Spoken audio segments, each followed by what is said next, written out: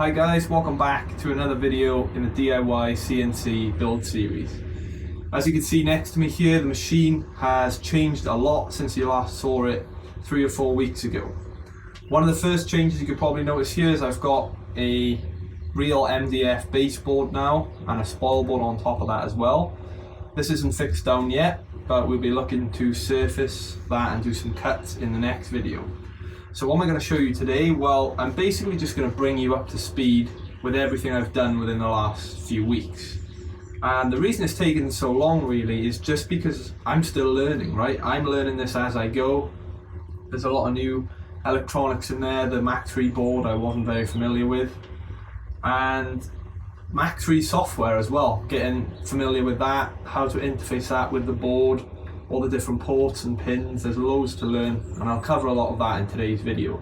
Like I say, I'll run you down. I've got everything installed now. I've got the electronics in, the spindle's hooked up to the Mach 3 board and it's operational. The machine auto homes and I'll demonstrate that as well, and I'll also show you toward the end of the video running a little bit of Test Gcode in the middle of the bench here. So super exciting stuff and I hope you enjoy.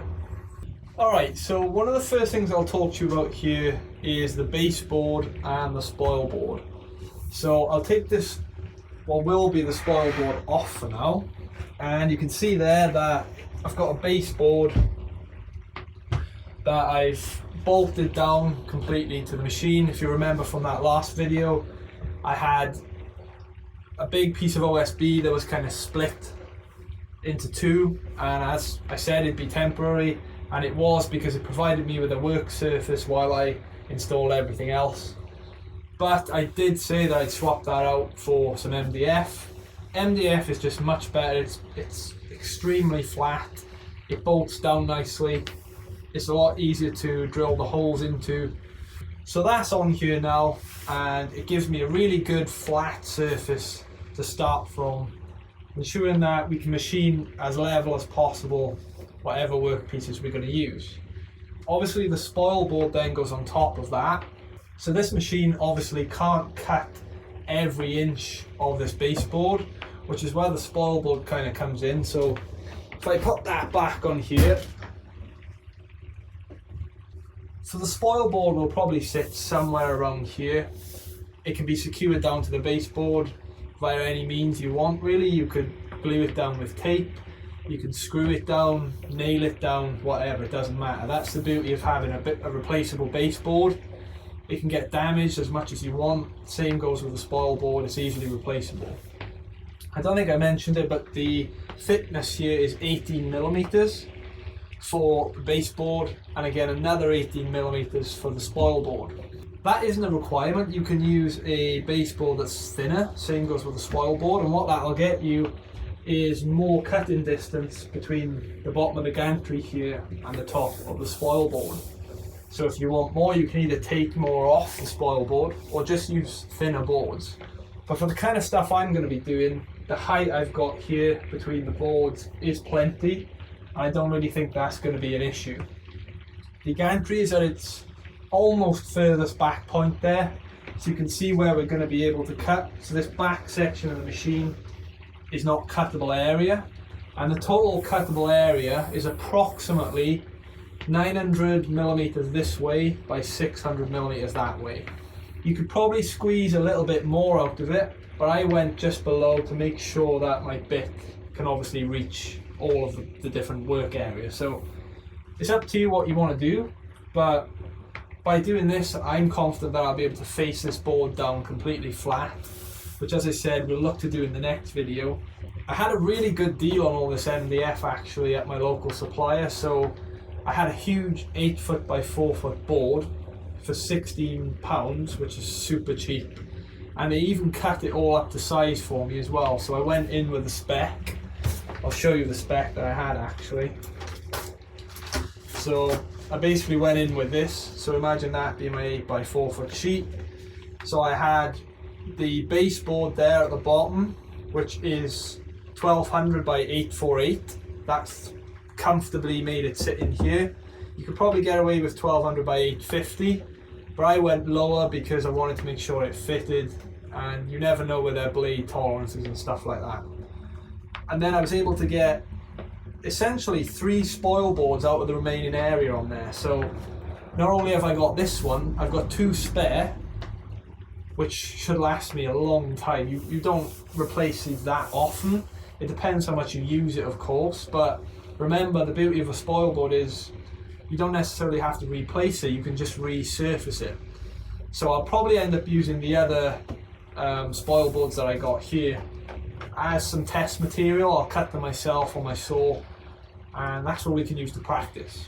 Like I said, I haven't fixed it down yet, it's still moving about, but we're going to focus on that in the next video. The goal of today's video is to get you sort of up to speed with what I've done. So that pretty much covers the baseboard and the spoil board. If you've got any questions on that, again, leave them down below. I'll happily answer them for you.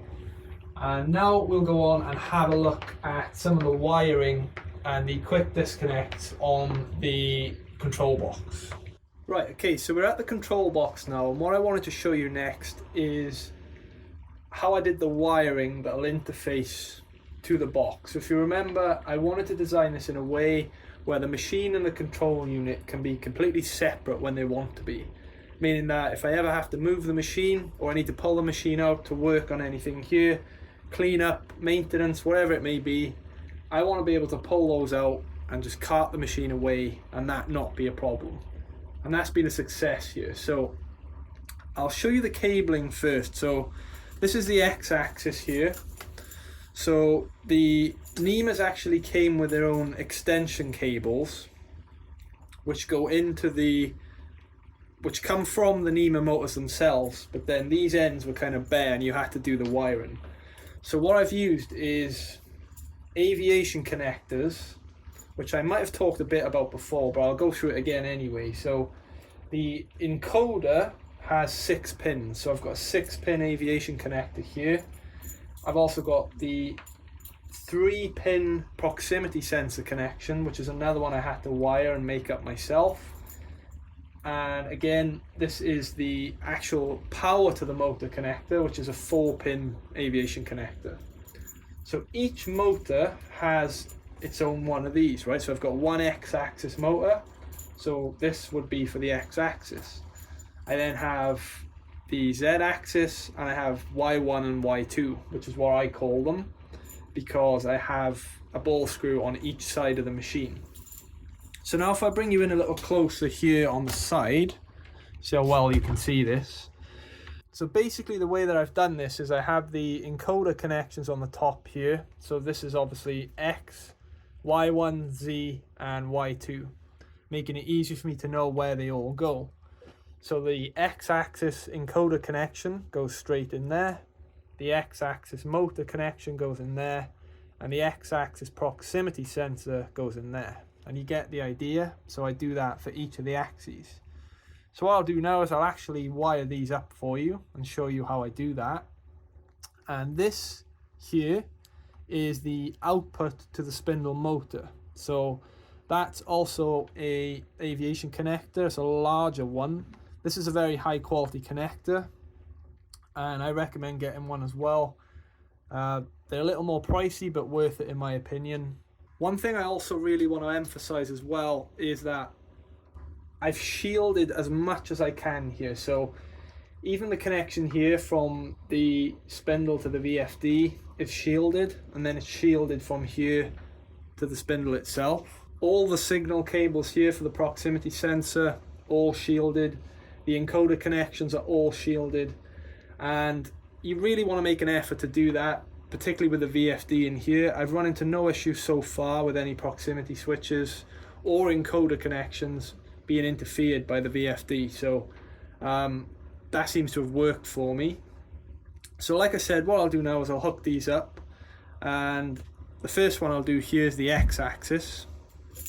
So like I said, I can just grab the cables here from my machine like you typically would, and I can just pop them straight in. So I'm going to put these in the X-axis first.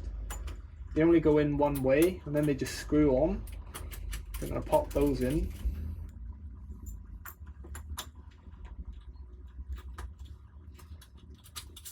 And then the other one is the 3-pin proximity sensor.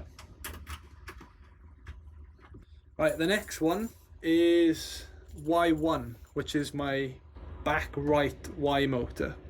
So that one is exactly the same, we just got the same connectors here. Got this top one, which is the encoder. The one underneath, the 4-pin power. Then the bottom one, which is the proximity sensors. And I'll show you the proximity sensors as well shortly and how I installed those. Next one is the Z-axis. Now the Z-axis one is exactly the same, however, I've inserted the cables into some tubing here. Basically the way I did this is I cut the tubing down the middle right along its full length. As you can see, that just allows this to be opened up, and then I fed the cable in all the way along, and it just sort of curls itself back up and holds the cables nicely. As I said before, I'm going to have the cables kind of going up and over rather than have cable chains along the machine. I don't really need that in my particular case. So basically I wanted to just protect the cables as best I could, just in case, you never know, they might get snagged or something might fly and hit them, so you want to protect them where you can. So you can see there, this is what's coming in, and that's where you can see here, feeding straight to the NEMA and the sensor. The other one contains the VFD power going to the spindle and the water cooling tubes, which are a delivery and return from the pump. So again, same thing, nothing different about it. We just pop them in the right place and fasten them up.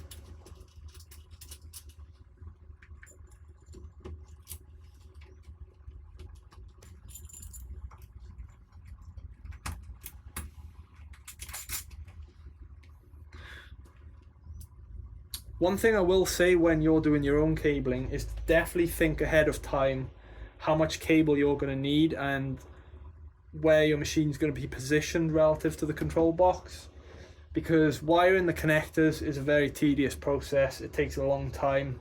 You've got to make sure the connections are good. Fortunately, all of mine were correct first time, but I was very thorough in checking myself with a very methodical process, you know, making sure I knew which colours were what and which pins were what. As long as you take your time, it means you won't have to go in here, take them apart, re-solder them, because that's a bit of a nightmare.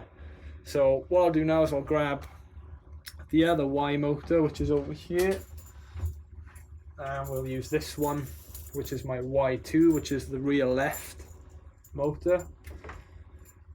Same thing, we got the encoder at the top here.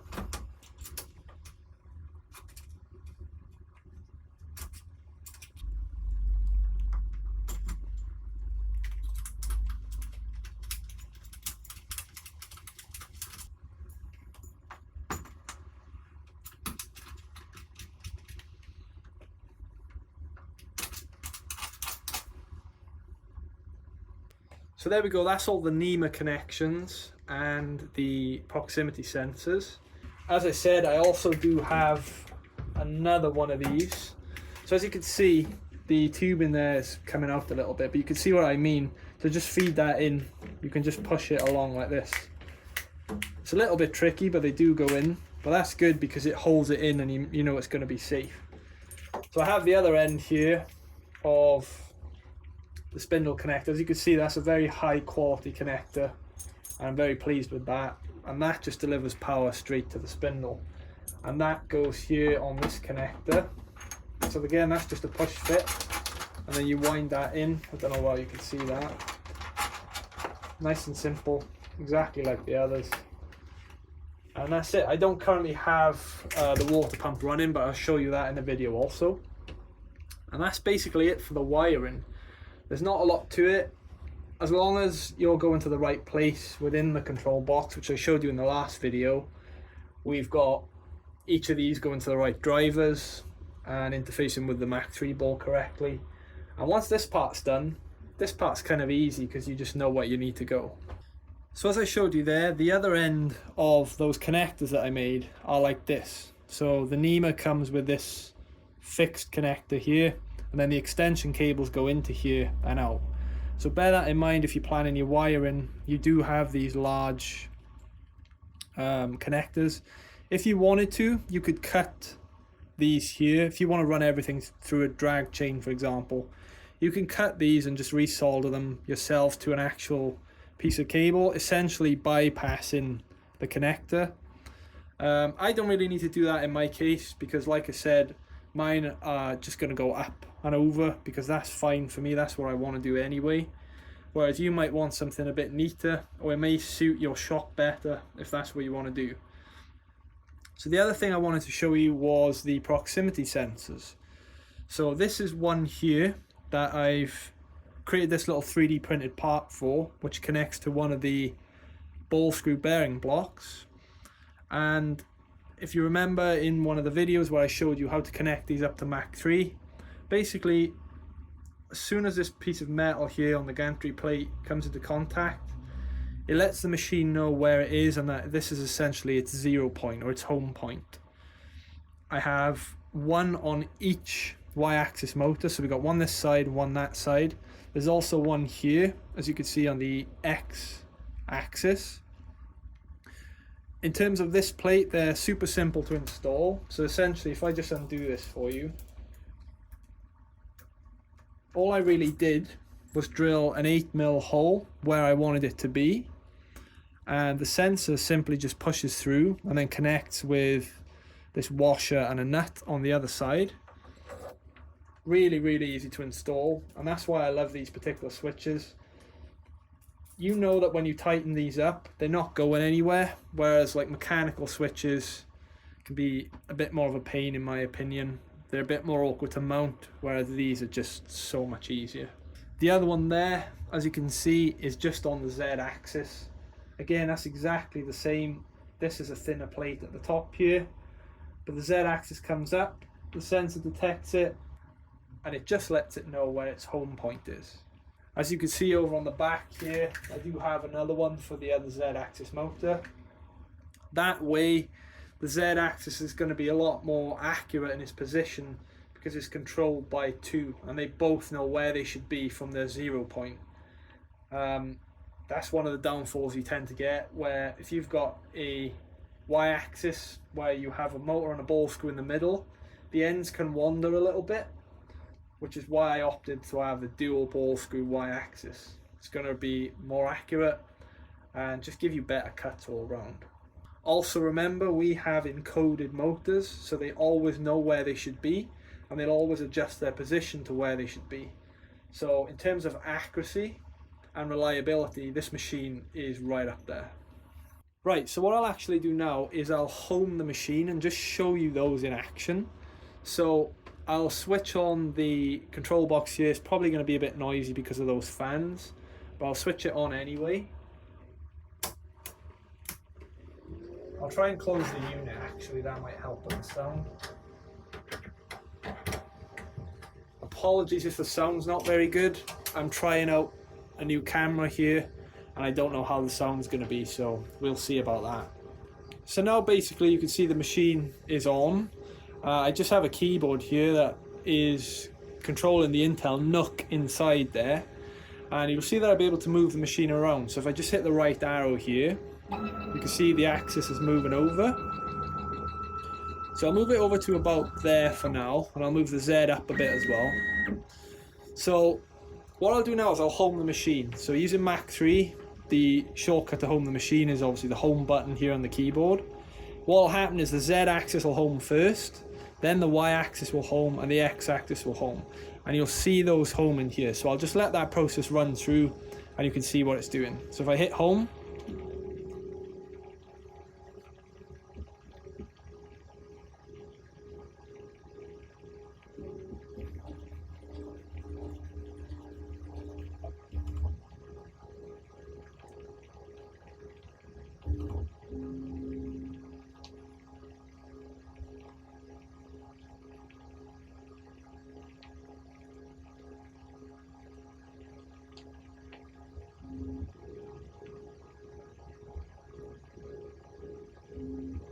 and there we go. So you saw there we have successful homing of the machine. it comes back to its 0 point, which I've set up to be this back right corner. So now it always knows in Mach 3 that the machine coordinates here are 0, 0, 0 essentially. And then whenever we want to do a piece of work over there, we can set our workspace coordinate 0 somewhere over there, and the machine will always know where to go. So again, you know, I'll show you it moving around from a better angle, but you can see it's just dead easy, you know. The way I've set it up with this Intel NUC, I can just use a keyboard like this to move it. I can go forward, and obviously I can come down. But also, I can use something like an iPad, which I'll show you, to tap into the NUC and control it that way. So I'll do that for you now. Okay, so once again, the control box is on. Apologies if you can hear a fan or some kind of background noise. There's not a lot I can do about that, but what I wanted to show you is one of the benefits of the way I've set this up. So if you remember, I have a mini PC in there called an Intel NUC. It's an old machine. It runs 32-bit Windows 7. There's nothing fancy about it whatsoever. It cost me about 20 or 30 pounds to buy, I can't quite remember. But it's in the actual control box itself. It has a power supply, which is like a typical laptop 19-volt supply. And it just runs in there. I never have to look at it. The only thing I have to do is just turn it on, obviously with the little power button, whenever I want to boot up Mach 3 and control the machine. So one of the downsides to having a big machine that a lot of people face is generally they need a dedicated PC that Mach 3 can run on, or a Linux system, like a lot of people use Linux CNC. It still needs a dedicated station to run the machine, and a lot of people will have a little unit on wheels or a desk of some kind with a screen, a computer, a keyboard, a mouse, all this stuff, and it just takes up a lot of space.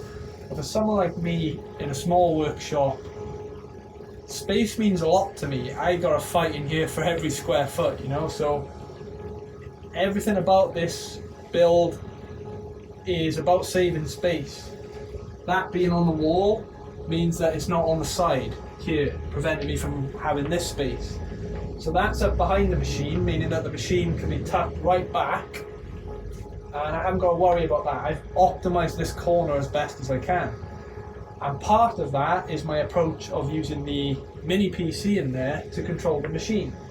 So I have an iPad here. This is an iPad mini 2. Again, a very old iPad. You can't run most apps on it these days because it tells you need a higher version of iOS or whatever. They're really not that useful anymore. So you can pick them up cheap on things like eBay. But basically I have a piece of software installed on the Intel NUC called VNC Server. Real VNC, you can get it for free if you're using it for personal use. Basically it allows you to remote into another computer from another computer, or in this case another device like an iPad. So I've installed Real VNC on the NUC in there, so it's sat there waiting for a connection. And you can see I have a white wire out, which is my Ethernet. So my Ethernet straight out of the NUC is connected to my router in the shed here, so it's got a solid connection at all times. That means I can connect to it and control the machine using something like this. So server end, the VNC has VNC Server installed. On this end I have VNC Viewer installed, which lets you control a machine. So in the top one here I have CNC PC. If I click on that, you can see that's going to connect to the NUC. And right here on my iPad I have Mach 3. And you can control this via touch screen, you can use the mouse cursor, whatever you want to do. Basically I can do everything I could do with a keyboard here just using the software. I can touch all the different buttons and it works nicely. So if I pull up the little movement dial there inside of Mach 3, basically let's say I want to move the machine forward, I can just click on hold. I can move the machine just here. It's obviously doing it in steps at the moment, but I can move the x-axis as well to the left.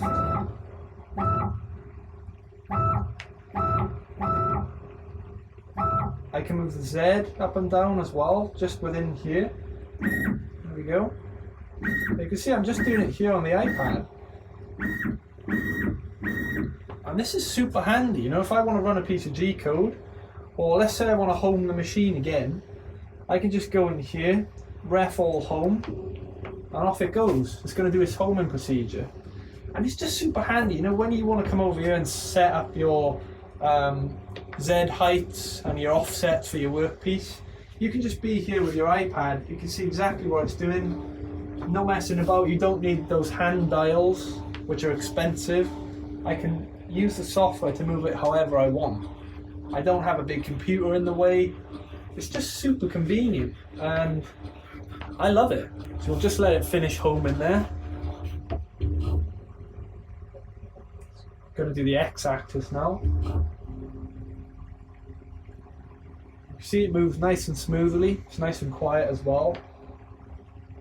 I'll talk to you in a little bit about how I've set up the stepper drivers and the pulses per revolution and that kind of thing. The motors themselves go a lot faster than what you see here. They are actually very fast, but the trade-off is speed for accuracy. So I've set mine up to be pretty accurate because I don't need, you know, ripping speeds here. I'm not looking to cut exceptionally fast. Generally, cutting fast, you don't get the best of cuts anyway. So I'll get to that a bit later in the video.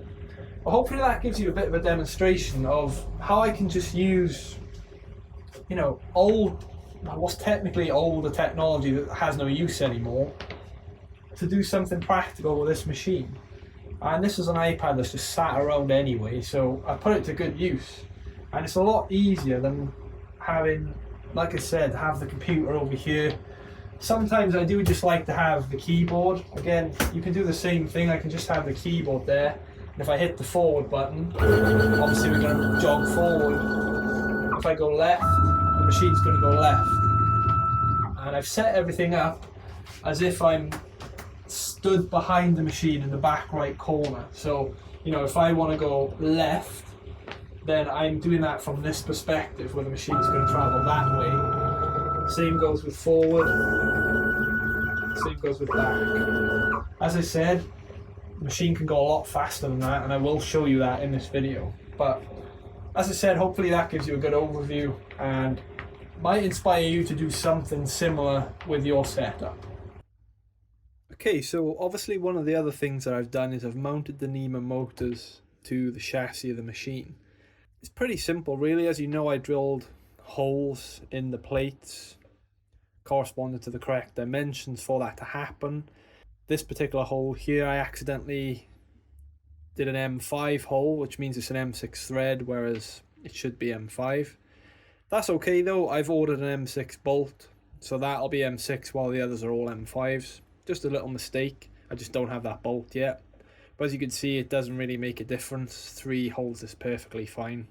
I've done the same here on the Y-axis. So one of the things I did was, once I found a position that I was happy with when coupling the motor here to the ball screw, I then just measured the distance here and 3D printed these little standoffs. And that just gives the NEMA something to bolt down solid to keep it nice and straight. Same goes here for the Y-axis. You can see I have 4 of those. If I bring you over a little bit, you might be able to see that better.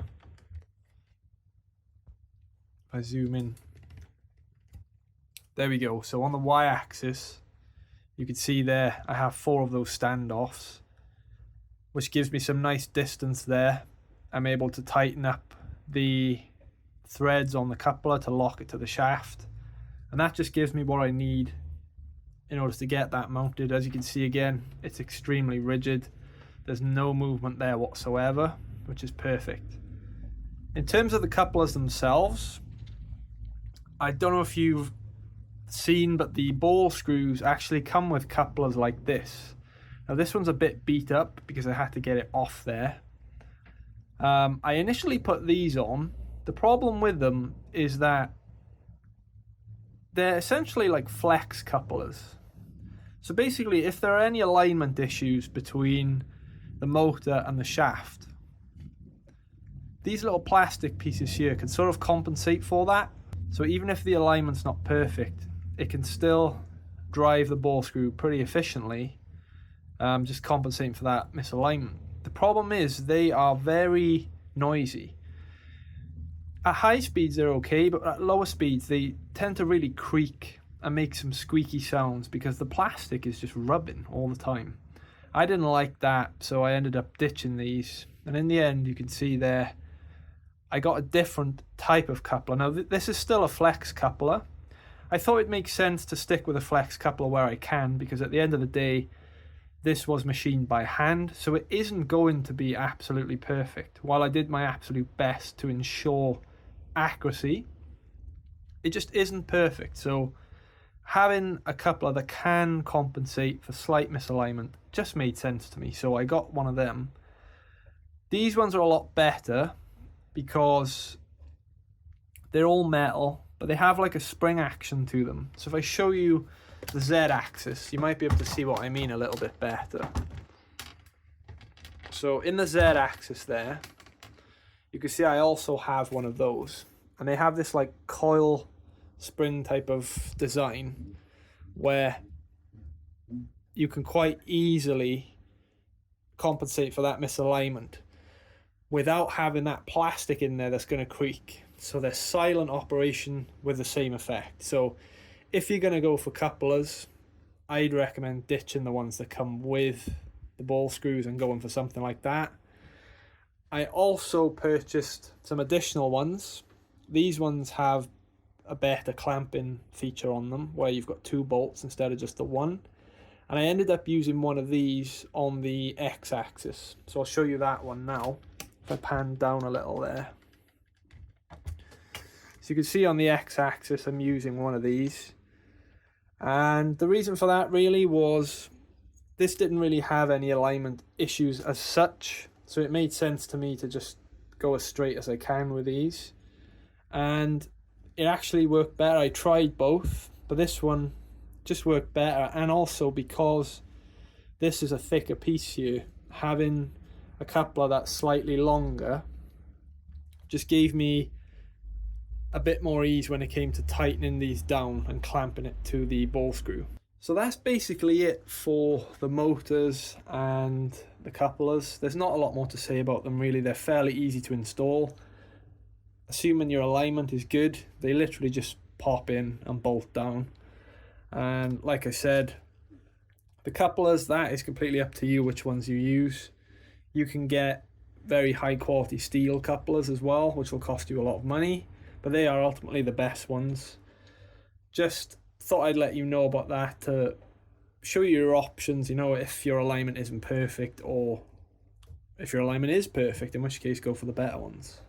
Right, so one of the other things that I've done that I thought was worth showing you was I've obviously plumbed in the spindle here, which is water cooled, with these 2 valves. So there's a delivery and a return. So I've used the tubing that came with the spindle, so I just cut it at equal lengths because obviously they go in the same distance. I've put the tub of water up here at the moment just for demonstration purposes, but this would be on the floor or underneath the machine somewhere with a cover ideally. So you want to try and keep things like sawdust or just dust in general out of this system, depending on how cold your shop is as well, or how warm. You might want to use some kind of coolant or even like an antifreeze. If it gets very cold in the shop, this drops below 0. If that gets frozen in there, could potentially cause some damage or cause leaks or anything. So you've really got to think about that kind of stuff. In my particular case, I'm just using water, but something I've been thinking about is going forward as it approaches the spring and the summer, it gets warmer, right? It can reach 30 degrees Celsius, up 35 sometimes on a very hot day here in the UK. To be honest, in those days it's difficult to be in the shed anyway because it's so warm, but the spindle is warm in itself, right? So as time goes by, the cold water is eventually going to warm up. So it might be worth getting something like a radiator. Typically you see them in a PC setup nowadays. You can get radiators that you can plumb in with a fan, and you're essentially then cooling the water as it comes back on its return. But for now, I've gone super simple, you know, just to get everything set up. I've got that plumbed in. You can see there's one coming up from the pump, which is in there. I don't know if you can see the pump. You can slightly see it there. So that came with it. And then the return here is going to deliver that water back down. What I'll do now is I'll just switch that on here at the wall, and you should see it working. Give it a second.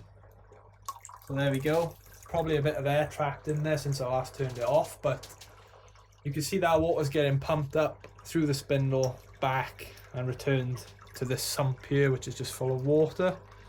And you can really quickly feel how effective that is. The spindle will cool down rapidly, and it really does work quite well.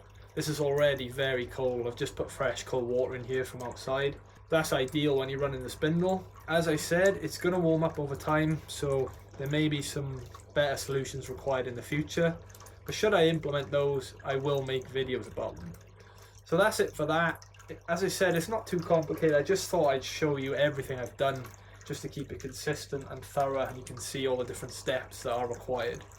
Right, so at this point in the video, you can pretty much see that I've achieved what I wanted to achieve in terms of motion, right? The y-axis moves, the x-axis moves, the z-axis moves, each axis can home, and that's essentially that part of things covered. There's more that I'll talk about in terms of the control box and tuning the different parameters, but for now that's all verified to be working, so I'm happy with that. Now the next thing for me was, how can I control this spindle from the Mach 3 software via the Mach 3 breakout board? And that ultimately is probably the more complicated part of the whole build, really, when it comes to the electronics. To this point, what I've managed to successfully achieve is to be able to switch the spindle on or off via a command which is clockwise or counterclockwise. So I can control the direction of the spindle via the Mach 3 software, and in turn switching it on and off via each of those commands works really effectively. So I'll show you that now. So the VFD is turned on, you can see it flashing there, and at the moment I've manually set the frequency using the dial on the front. And now what I'll do is, via Mach 3, I'll issue a command through the Mach 3 control board to the spindle, or to the VFD, telling it which direction to go. So in this case, I've got the clockwise direction, which is a command of M3. So I've just typed that in. If I hit enter now, you should see the spindle come on in the clockwise direction. And there we go. So that's running. Now to cancel that command, the command issued to Mach 3 is M5. So if I enter M5 and hit enter, it'll turn the spindle off. So you can see that I've successfully achieved operation of the spindle via the Mach 3 software. Now I can go in the opposite direction as well. If I enter the M4 command, it'll spool up in the opposite direction. And again, you can either cancel it with M5, or if I enter M3, it'll actually stop and then rotate in the opposite direction straight away. And there we go. So you can see that works quite well. So I'm going to hit M5 again and cancel that. I'm also going to switch off the power supplies there. So you can see that I've managed to get that working, and I'll show you the control box in a second and how I've managed to do that. And also I'll probably show you a little bit in Mach 3 as well about how I'm configuring that and how those ports and pins relate to what's going on the board. So I'll probably capture my screen somewhere and share that after this clip. Right guys, so I'm recording my screen here and I'm remoting in to the Intel NUC. So I have Mach 3 open here, and basically what I wanted to show you was how to configure those outputs so that they can do what I showed you they can do. So come up to config here and ports and pins. So on here we're currently in the port setup and access selection. What you want to come into is output signals. Now in here, notice I've got output 1 and output 2 enabled, so you can click on these and they enable them or disable them. So output 1 here is on port 3 and I'm using pin 1. If you remember, I've set it up so that output 1, pin 1, output 2, pin 2. You get the idea. So as long as you set the port to 3 and the pin number to 1 and 2, providing you're using the same board as me, if you're using a different board, then it's likely to be completely different. So these need to be set up as outputs, just like you see here, and you can go in and change these. Remember to click apply and click OK for it to save the settings. Then what you want to do is come up to Spindle setup. Now in here, the way we control the spindle is simply via these two. It's as simple as that. So like I said, the clockwise command is M3. And we've got output 1. And basically, that's the first relay. We're setting output 1 high, which makes relay 1 active, making the spindle go clockwise. If we issue an M4 command, we set output 2 to be high, which then enables relay 2, which makes the spindle rotate counterclockwise. And that's it. It's literally that simple. That's all you have to do. So remember to click apply and click OK. And then if you go to the MDI screen here, you can have inputs. So what I'll do is I'll switch the spindle back on now, very quickly. So you'll probably be able to hear it in the background. So if I reset, remember the M3 command will be clockwise. So if I just type M3 in here and press enter, you should hear the spindle come on behind me. And there it is. And if I do M4, that tells it to go counterclockwise, which will switch the direction. And there we go. And if I just enter M5, that disables the command entirely. You can also do this using this button here. So if I do spindle clockwise, that'll turn the spindle on in the clockwise direction. You can also turn it off with that button as well. That button also exists here on the program run screen, so I can turn on and turn off. And while we're in Mach 3, I'll talk to you again about the input signals.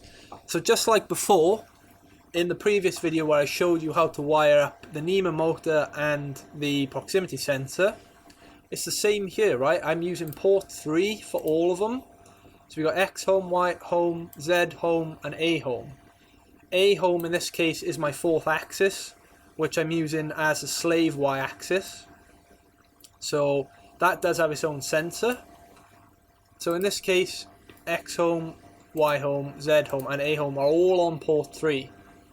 Remember, all the input and output ports are on port 3. If this is set to anything else, they will not work.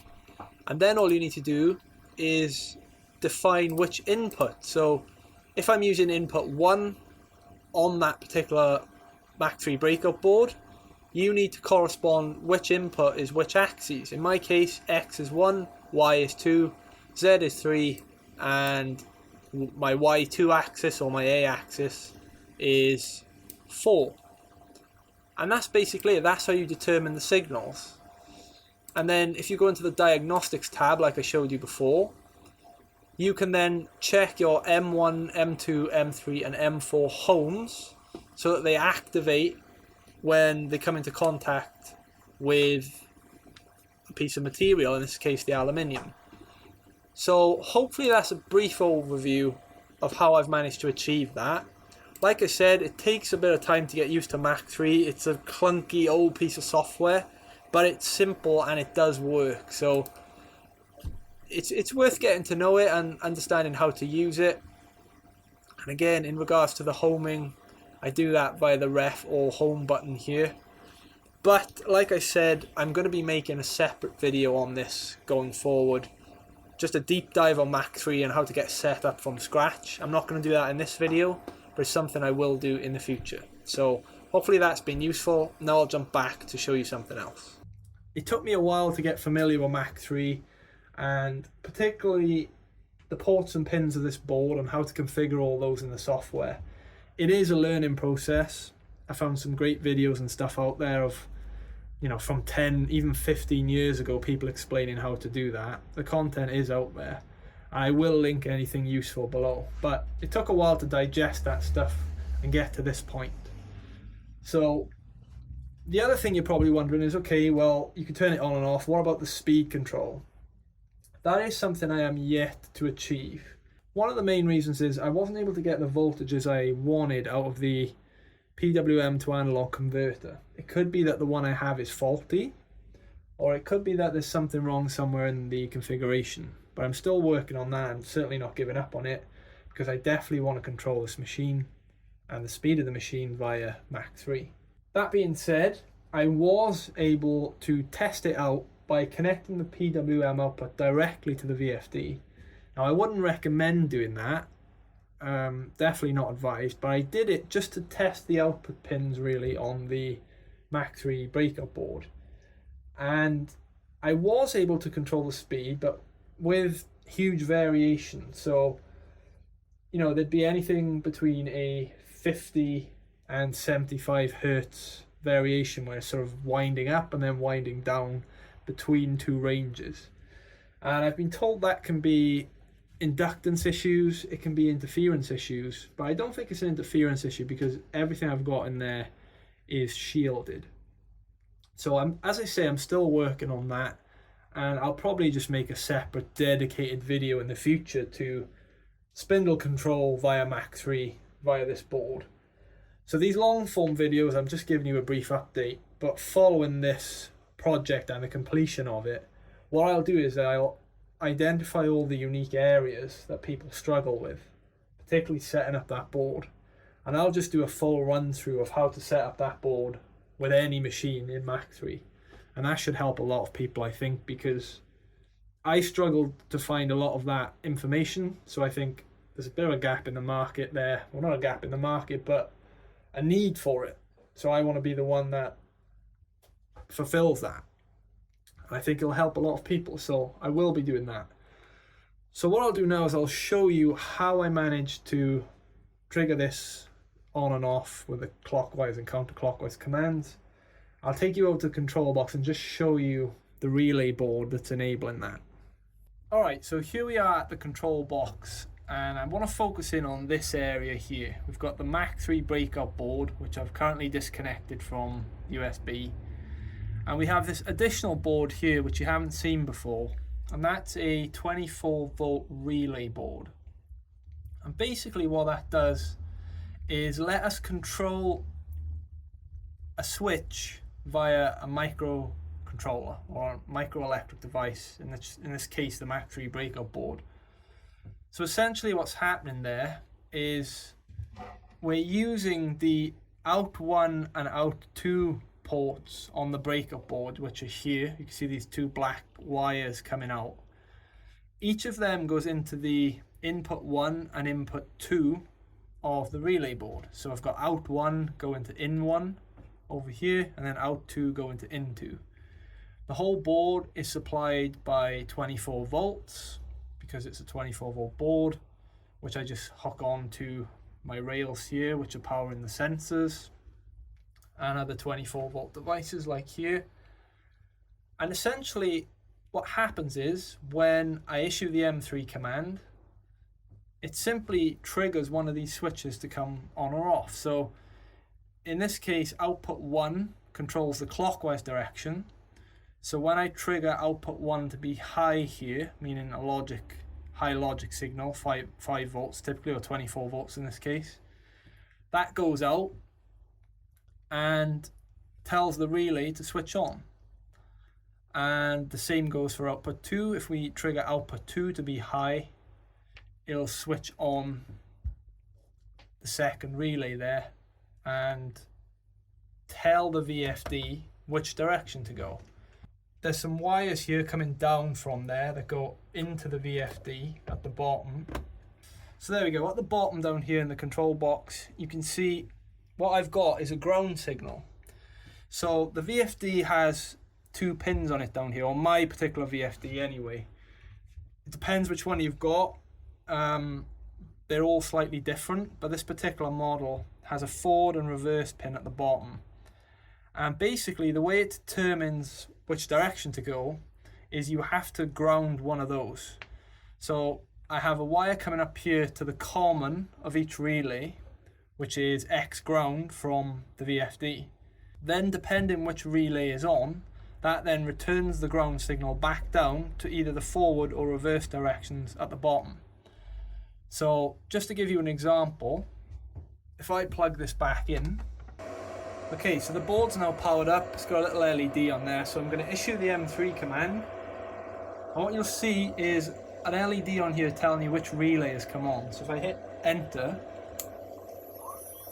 you can hear the spindle firing up there, but you can see that the second relay here is activated and is telling the VFD which direction to go. So if I now enter the M4 command, what will happen is this relay will switch off and this relay will switch on. So if I hit enter, there we go, so it's going to go the opposite direction now. And now if I hit M5, both relays will turn off. And there we go. Now another thing you should really be aware of is your user manual. So in order to operate the VFD via external pins, you have to program it with the programming guide that comes in the manual. Now, when the spindle is running, I'll actually show you, so I'll turn it back on. When it's running, the run and stop buttons don't do anything, all the direction buttons. So we've had to essentially tell the VFD that these buttons do nothing, and the only way you should determine what's happening with these is via these external pins. And in my case here, I don't know how well you can see, but program 00.01, the name of that is start stop command source.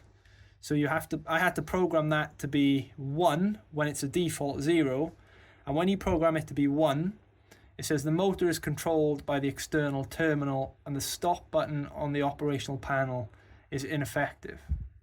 If I turn on M3 and run the spindle, if I hit stop here, it doesn't do anything. Right? None of them do anything because they've been disabled.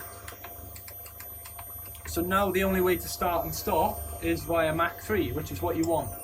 So in that case there, I've stopped it. But what I can show you is basically to program it, there's a program button. So in my case it's P00.01, and you know, these different program values go right up to 4, 5, 6, 7. There's so much you can configure with this. So on your VFD, depending again which one you've got, I highly recommend you check out the manual and don't just rely on what I'm saying. There's a program button.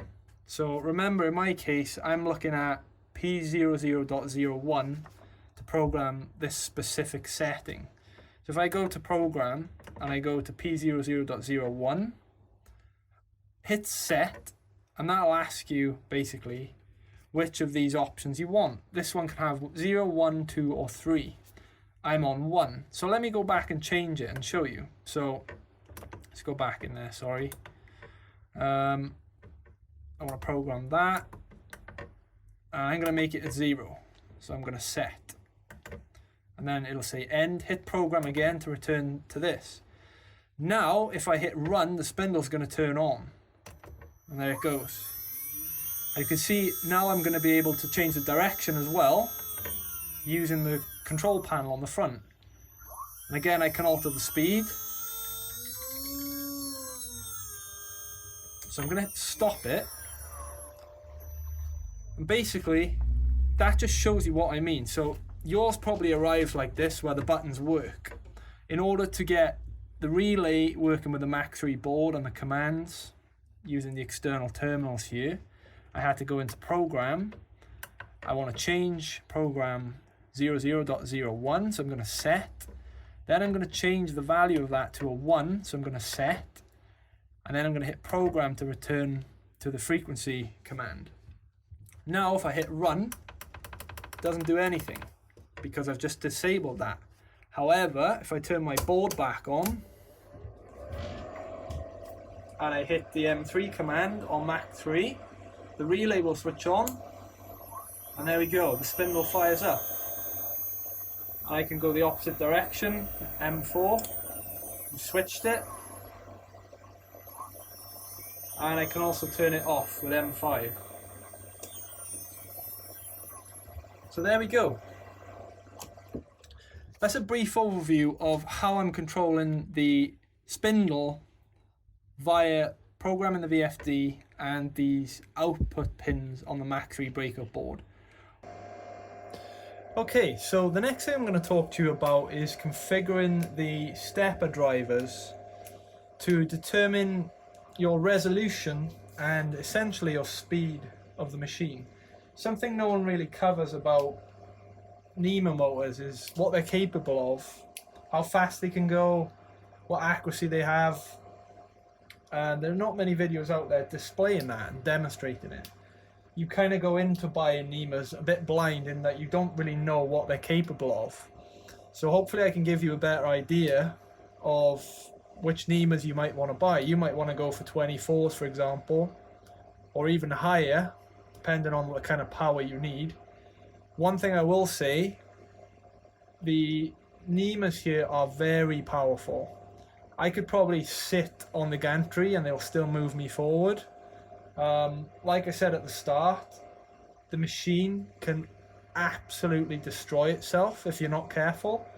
If you drive that gantry forward and happen to smash into these end plates here, it'd probably just destroy them. Now,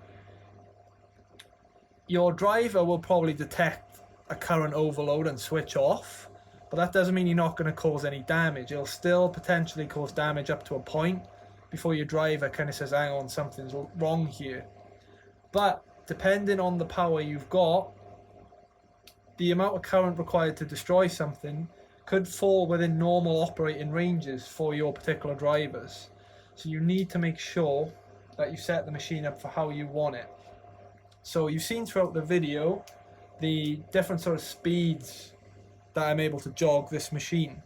So if I grab the keyboard here and I travel to the left, with my current settings, that is my maximum speed. So one of the things you can do in Mac 3 is set up your motors. You can tune the motors, and I'll show you how to do that after this part. Again, if I show you forwards and backwards, it's the same speed, but this is enough for what I want.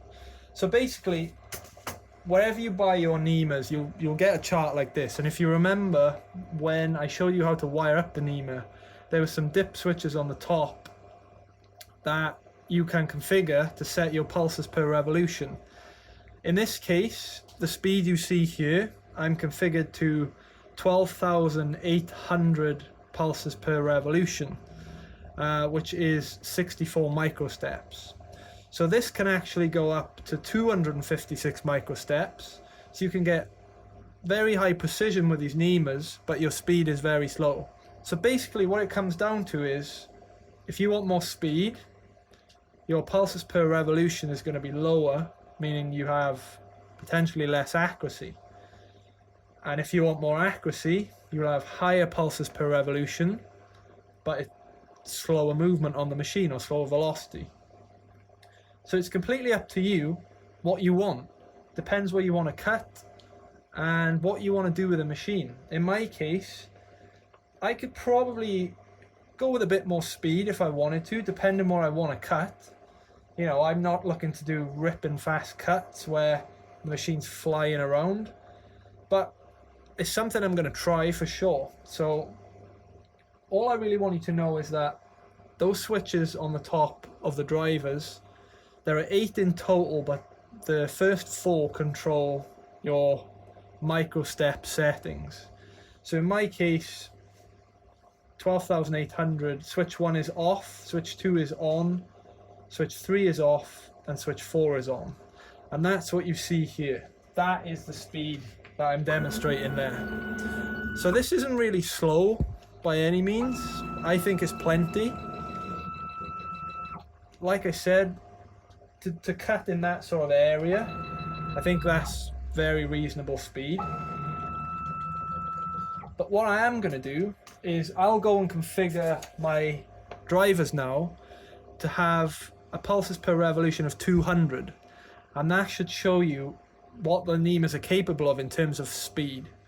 Okay, so I'm back in Mach 3 here, and I'm going to show you how to tune your motors in basically. So I'll go up to configure and motor tuning. Now in here you'll be able to access different axes depending on what you've got connected.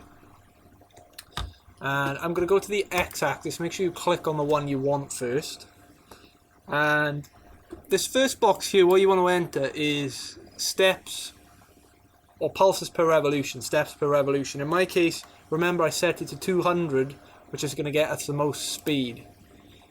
And you can see, for example, if I increase this to 1,000, the first thing that's going to do is drop what our velocity is capable of.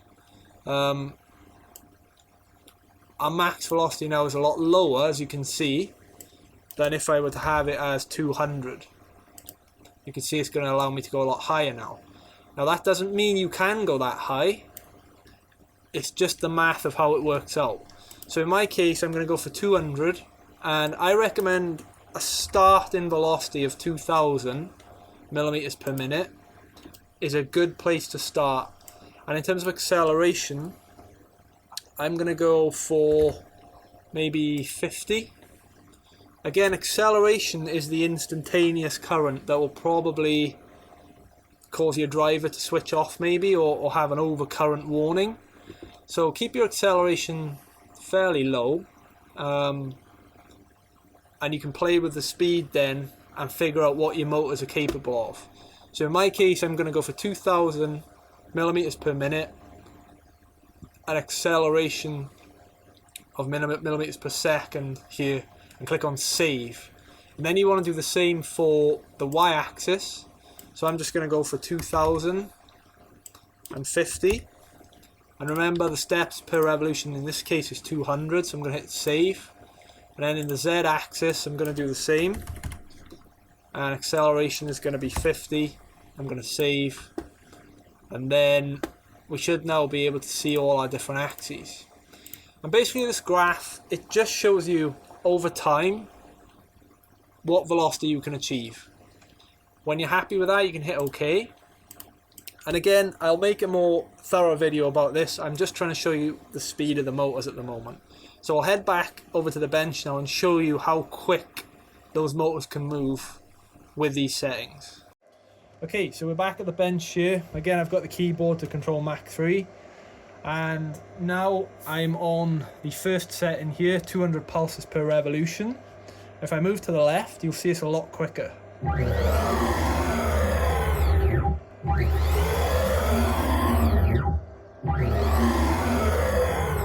So what I'll do now is I'll increase the acceleration and show you the effect of that. So I'll go from 50 to 100 and see what happens. So now I've changed it from 50 to 100 and watch the acceleration increase here as I go to the right. You can see it reaches our max velocity a lot quicker, and generally it's also moving a lot quicker than what it did before.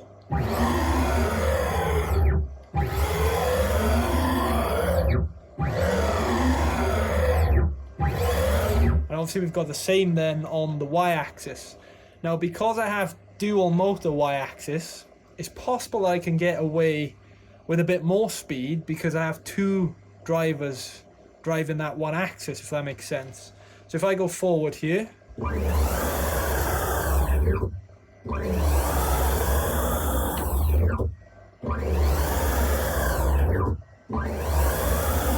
it's the same on the Y as well. If I do page down, it's very quick.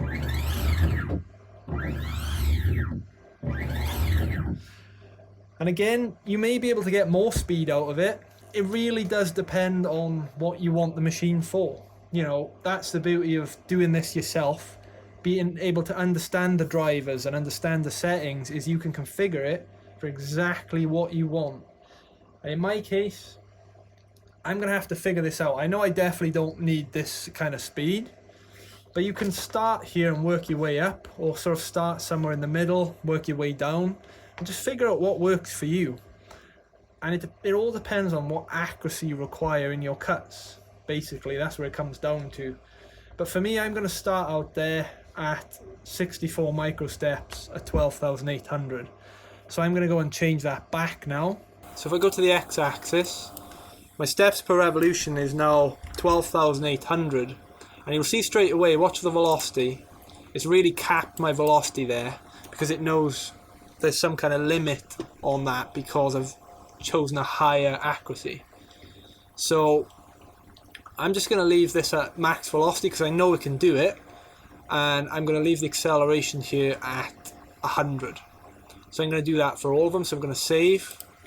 I'm going to go into the y-axis, 12,800. I'm going to max out my velocity here, put my acceleration to 100 and save. Z, same thing. I'm going to max out that and do 100 for my acceleration. And again, I can't emphasize enough, build up to it. Make sure you figure out what your machine and your motors are capable of. In my case, I've already done that. I'm just demonstrating this for you. So I'm going to hit OK. I'll jump back now and I'll show you those settings in action again. Okay, so here we are again after setting these back to the settings that I'm currently happy with. And again, if I move now, you can see it's a lot slower, but it's enough. And you have way more control over precise microsteps, which is essentially what these higher settings will get you. Some drivers and some motors will go up as high as, 100,000 pulses per revolution. They're going to be expensive, and again, it depends what you're machining, right? So there we go. In terms of the speed and configuring the steppers, hopefully that's given you a bit more information and a bit better of an insight as to what those things do. Now, I'm certainly no expert. I don't know everything about it, so take what I say with a pinch of salt. I'm still learning here. I'm learning what this machine is capable of and what my system is capable of. Doesn't mean yours is capable of that. You have to try and build this confidence with yourself and learn about your own equipment. So hopefully you found that quite useful there. I hadn't really come across anything like that when I was doing my own research. I kind of just had to guess it as I went and figure out what everything did. Also worth noting, there's a gain setting on the drivers as well.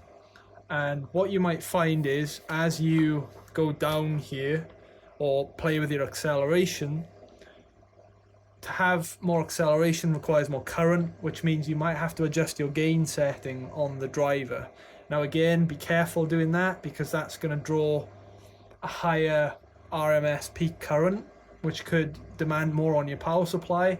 So you need to make sure all these things are factored in before just making a brash decision to try and ramp up your speed as quick as possible, or your acceleration, because there might be consequences if you do something incorrectly or carelessly. So be very careful, gradually build up, figure out what your machine can do, and that should be the best approach. So as I said at the start of the video, the only other thing left to do now is to actually show you this running a bit of G-code. So I'm going to run the Roadrunner G-code inside a Mac 3. It's a very small little job, so the machine's not going to move around a lot. You'll just see it actually running the G-code and moving all the different axes around roughly in the middle of the machine somewhere. So what I'll do now is I'll turn the power supplies back on. I'll auto home the machine, load the G-code in. I'll set my work coordinates to be somewhere here, so you'll see it nice and close. And then I'll load the G-code and you can see it in action. So here we go. So I'm just moving the axes closer to the homing points because it's a bit quicker. I'm going to have to quickly move this so I don't smash into it. There we go. So I'll move that back. I'll auto home the machine now.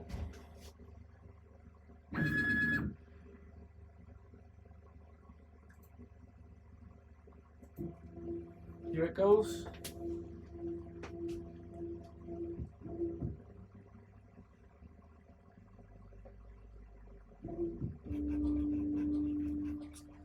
Doing the y-axis now.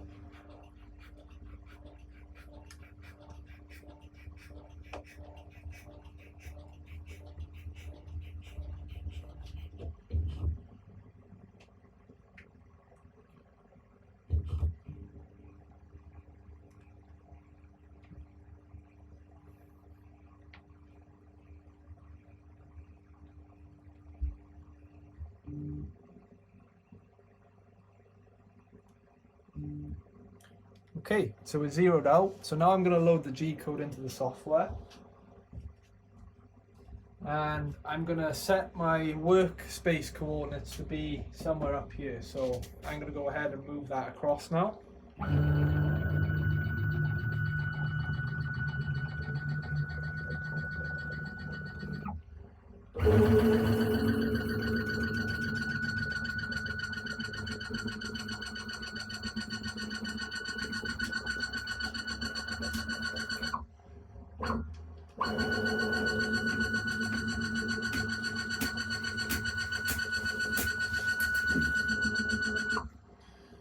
Okay, I'm going to move the Z down as well. So basically what I'm doing here is I'm dummying a scenario where I'm setting my starting point for a job, dummying my Z height, which I'm going to do now in Mach 3. So I'm going to set my work coordinates to 0 here. I'm going to regenerate my toolpath. And now if I hit Alt-R on my keyboard, it'll run the job. And what you'll see as well is that as the job runs, the spindle will fire up on its own too. And you'll see it working. So I'm going to do Alt-R to run.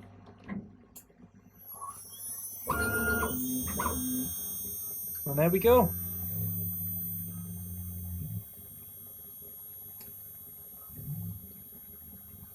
As I said, it's a very small job, but it's a good bit of G-code to test when you're trying to build confidence with the machine. You know, I'm in the middle, not too close to any edges. And one of the other things I do need to set up, and I will show you in another video, is setting up the soft limits for your machine. Because obviously you don't want to be able to go further than you actually can, if that makes sense. You need the machine and the software to know where your end stop is, because obviously we've got our homing point, but it doesn't know too much about that end over there. So that's where I'm going to configure. And again, I'm going to do a full-on Mach 3 rundown video, which I think will help a lot of you out. So there we go. I think this job runs for like 2 or 3 minutes. I won't let it run right to the end, but I can stop the job as well by Alt-S, and now I'll switch the spindle off as well. And there we go. So it works, it runs. All that hard work is paying off, and I'm really excited to start cutting some real stuff with this machine. Like I said, coming up I'm going to be resurfacing this board here, and all this is just really exciting to me. You know, I've always worked on that tiny little machine over there and always just been so frustrated, you know, because you're so limited with a little desktop CNC, whereas this thing, you know, I can do a lot on here. One of the things I really want to start exploring is machining guitar bodies on here as well. I'm a guitar player myself and I enjoy that. And I've always loved the idea of designing my own guitars. Initially the bodies, but maybe even neck as well. It's very complicated and it's certainly a real craft. But it's something to learn about, it's exciting. So this machine is going to open up a lot of doors for me and I can't wait. So there we have it, guys. That is where I am with the machine at this moment in time. I think overall, you know, I'm really pleased with it. It's gone so smoothly and everything's just seemed to work out. And you know, to think about it, it's quite crazy that just under a year ago this was just an idea in CAD. Like, I have it on the screen over there, and now it's here, you know, in my workshop, in a physical, real space. And I love seeing that. It's one of the reasons I love CAD and general sort of fabrication, 3D printing. Just bringing ideas into the real world for me is just the ultimate prize. So it's awesome. I'm happy with it. As you saw there, we ran a bit of basic G-code, nothing fancy obviously, and it's just been a process of building my trust up with this machine and getting to know the machine. Every machine is different. Any machinist will tell you that, and they all have their own little quirks and problems, or advantages, disadvantages, however you want to put it. And I'm learning that now on this machine. So a lot of that will come with time as well, but in the next video, as I said, what we'll be looking to do is surface the spoil board, get that done. We'll do some checks to see truly how square and parallel everything is here. We'll also calibrate our movement, because at the moment Mach 3 is instructing it to move a certain distance that way, but what we can actually do is add a constant to that in Mach 3 so that we can measure truly how far it moves in the real world, and then Mach 3 will adjust the micro steps to the NEMAs to actually match that. So there's still a bit of that to do as well, calibration. The main purpose of this video was just to bring you up to speed, show you where I'm at. It moves, it works, and from here now I'm just going to do some cuts. I'm also aware that a few people are really keen to get their hands on the Fusion designs and some of the files, so I am working on an updated budget now. I know exactly what the cost will be now. I have everything now that I've done all the wiring, the electrics, all the little bits here and there, the couplers. These little costs do add up, but now I can put all those in the spreadsheet, and I will be doing that very soon. I'll put an update in the Discord chat and let you guys know, because there's a lot of people in there now who are keen on this machine. If you haven't joined the Discord yet, I do recommend you do that, because as people try to build this machine, I'm sure there are going to be questions and challenges that people will encounter, and you can all help each other out as well as I can help you out in that Discord chat. So I'll leave a link down below, be sure to go and join. So that's it for this video. Thank you very much for watching. I hope you can appreciate a lot of hard work and effort here that went into this, and I'm sure you do, but I hope you've learned something, and I'll see you in the next video.